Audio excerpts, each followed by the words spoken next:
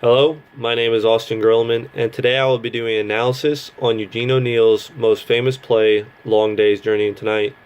Before I begin my analysis, I would just like to do a little brief history on Eugene's personal life. He was born October 16th, 1888 in New York City. His parents are Mary Ellen and James O'Neill. It was not long after his birth that his mother became addicted to morphine to help ease with the pain, but also to help ease with her own emotional grief for losing Eugene's older brother Edmund to measles just 3 years before he was born. As he was growing up, he spent a lot of time on the road with his father until he was sent away to attend private Catholic school. As he grew older and older, though, he began to resent school more and more, all the way to the point that he eventually dropped out and began to travel the world drinking and partying his way through life, along with his other brother Jamie. Soon after, though, he began drinking and partying, he was diagnosed with tuberculosis. And on his road to recovery, he began to find his true passion in life, playwriting. It wasn't long after he started to write plays that the world began to notice his works. His plays Beyond the Horizon, Emperor Jones, Anna Christie, Desire Under the Elms, and Strange Interlude all made great debuts, along with winning him many prizes and making him known throughout the world as one of the first great American playwriters. He even went on to win the Nobel Prize for Literature for his reimagined mythic tragedy Morning Becomes Electra.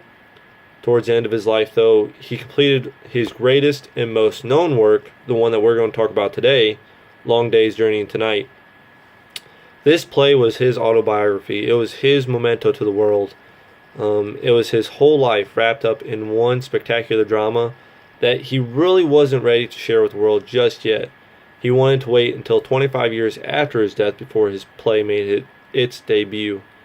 It wasn't too many years after he wrote Long Day's Journey into Night that he had passed away on November 27th, 1953.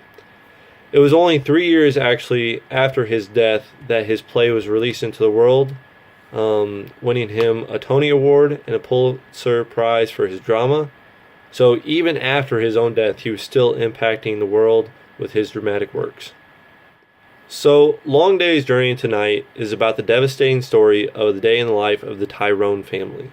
This play is a 4-act depiction of each family member's downward spiral into substance abuse, disease, depression, and the memories of broken dreams. Even though it may not seem like this family really loves each other, it's actually quite the contrary.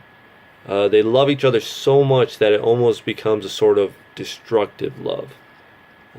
When we first look at Long Day's Journey into Night, it's very hard to directly tell what the themes in this play are.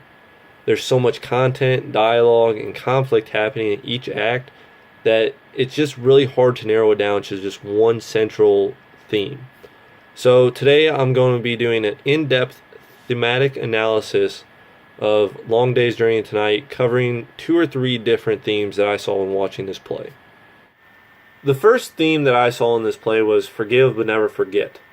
Many of us have heard this at some point in our life, and throughout the play, the Tyrone family is very blunt about their feelings, not only towards the latest gossip, such as the fight between Harker and Shaughnessy, but especially about each other. James calls Mary fat. The boys are lazy and worthless. He says how they would have nothing if it wasn't for him, how their careers will never amount to the same as his, and the boys are the exact same way. They tell their mother or the maid or anybody that will listen just how mean James is to them, or how he loves nothing in the world more than himself. And it's very ironic because they talk about a lot of issues, but they never talk about the main issues. They kind of dance around them. They never talk about Edmund's illness, Mary's drug addiction and slight depression, or James's insecurity. They dance around these topics all until the very end, when the floodgates are opened and everything is laid out on the table for the world to see. And the reason that this is because of our theme. They forgive each other for all of their faults, but they never truly forget them. And a perfect example of this was with Mary's drug addiction. Each of the characters throughout the play, they say how they forgave Mary for what she put them through with her drug addiction, but they never truly forget it. And this is why they always talk about her going to the sanatorium, or about the spare room and things like that. And O'Neill uses this theme as a way to show the world how in his own life, his family probably forgave each other, but could never fully forget. And it's one of the reasons that Eugene probably was so unhappy as a child, because they always held on to their conflicts. They could never fully let them go. And it plays a huge role into his professional career because he, just like the rest of his family, could forgive them, but he could never forget what they did to him. And if he did, we wouldn't have this great masterpiece that he wrote today. The second theme that I saw in this play was the blame game. Each of the characters blamed something or someone else for all of their faults and failures in life. Mary blamed the death of her child and being stuck in a loveless marriage for her morphine addiction. The boys blamed their father for their alcoholic addiction because he was always pushing them towards meaningless careers or always putting them down in life. And James blamed his children for driving his wife to become a morphine addict, as well as always taking his money from his acting career. And he also blames them kind of for not having a more successful acting career in life. Each of them blamed someone else for their problems when in fact it was their own faults for all of their failures in life. They were incapable of taking the responsibility for their own actions in life. Even though each of the characters had someone to blame for something that went wrong in their life, the person that got blamed the most out of everybody was Edmund. He initially caused his mother to become a morphine addict, and him being diagnosed is the reason that she becomes an addict again. His brother wished that he was dead so that way he could become the favorite child in the family.